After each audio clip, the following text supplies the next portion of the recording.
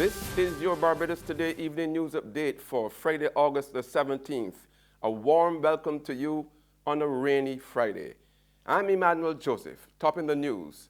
After 2 years of contention with the Ministry of Education on a range of issues affecting teachers, the Barbados Secondary Teachers Union declared today that solutions are finally in sight.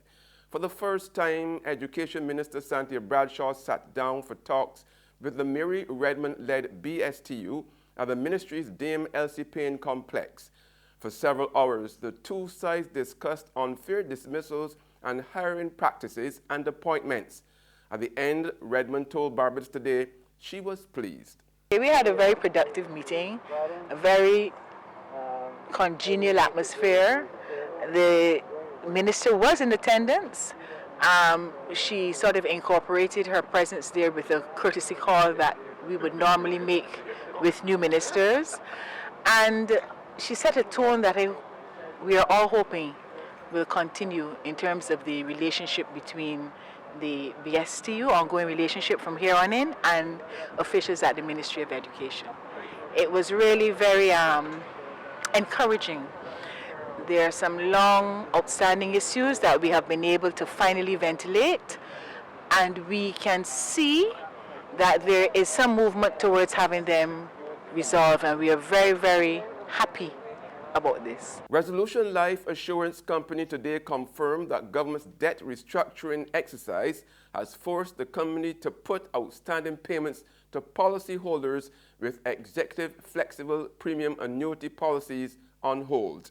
In a statement, the company explained that executive flexible premium annuity policies were converted to the Rest Life Limited Edition 10-year liquidation annuity, and payments were expected to start on July the 31st.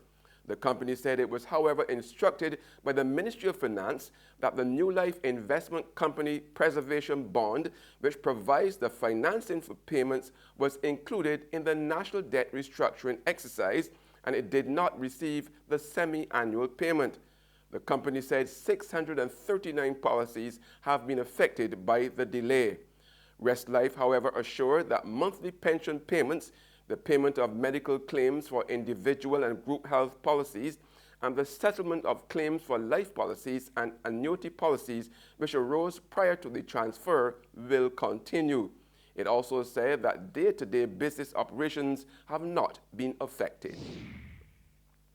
In other news now, merchants in Speightstown are cautiously looking forward to the construction of the multi-million-dollar Sandals Beaches Resort at Haywards St. Peter.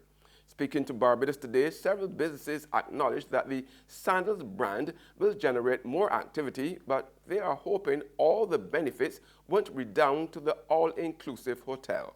I think that's a phenomenal plan and project for Speightstown, long awaited for. I think this will help boost the economy of Speightstown and the traffic significantly. So I do look forward to it. I support it 100%. I have met with Sandals as well, and I've been to the town hall meeting with several others, and I think what they're doing is amazing. All inclusive, Port St. Charles, Reading, down there, Port Ferdinand, Schooner Bay, $1 million suites. They're direct. We got 5 white bars in Speightstown. They direct the traffic to the white bars. It's understood. You know, and all we're having is 30 people want to Speightstown from the condominiums. What Sandals can do is bring 2,000 people. Barbadians have been warned to brace for heavy showers tonight and into tomorrow. At noon today, the Barbados Meteorological Service announced the island was under a flood watch until noon tomorrow. The forecasters said that satellite and radar imagery show the island is likely to experience outbreaks of moderate to heavy showers during the afternoon and into tonight. They have advised residents living in flood-prone areas to be on the alert and take the necessary precautions. There's regional and international news after this short break.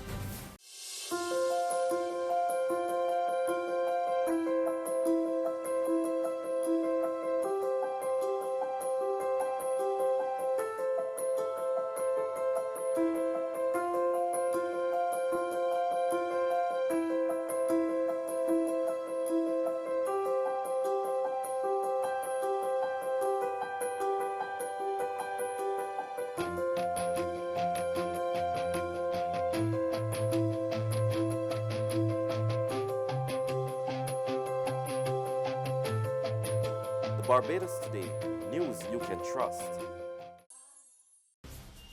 Welcome back with news from the region now. The Law Association is now free to proceed with its investigations into allegations of misconduct in public office against Chief Justice Ivor Archie.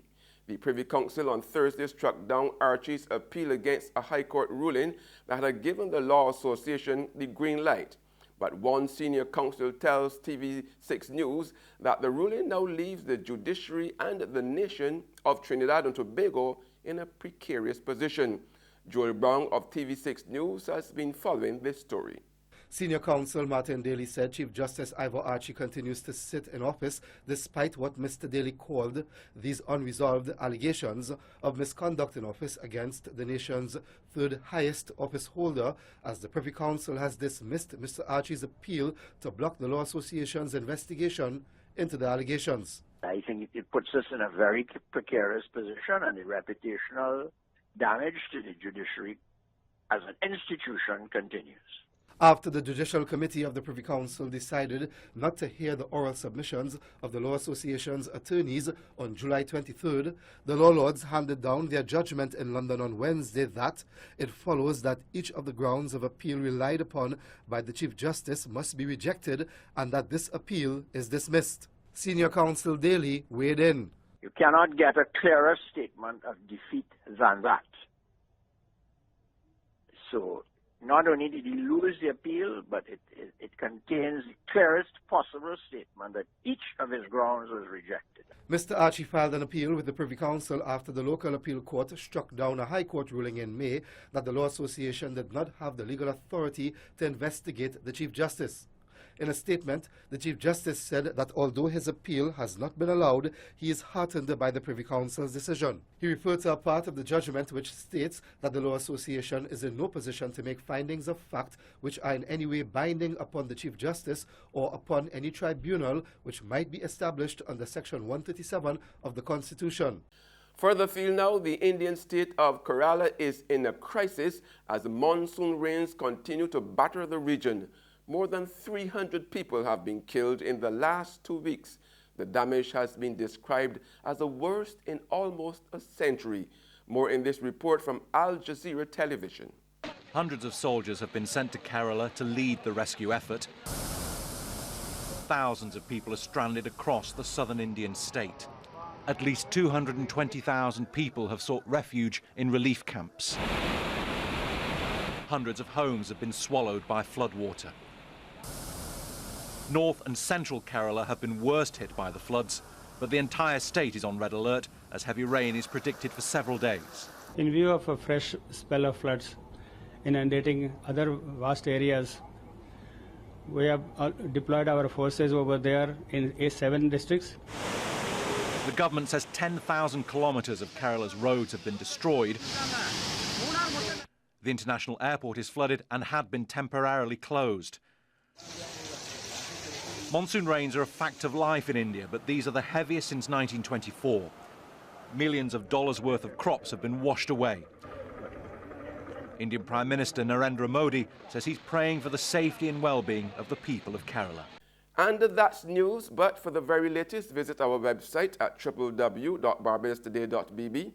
You can also subscribe to our e-paper, email updates, or like us on Facebook, and sign up for breaking news alerts via WhatsApp. We are also on Izumi Media in bus terminals, as well as Screenplay at supermarkets and gas stations near you. You can also hear us on Mix 96.9 FM.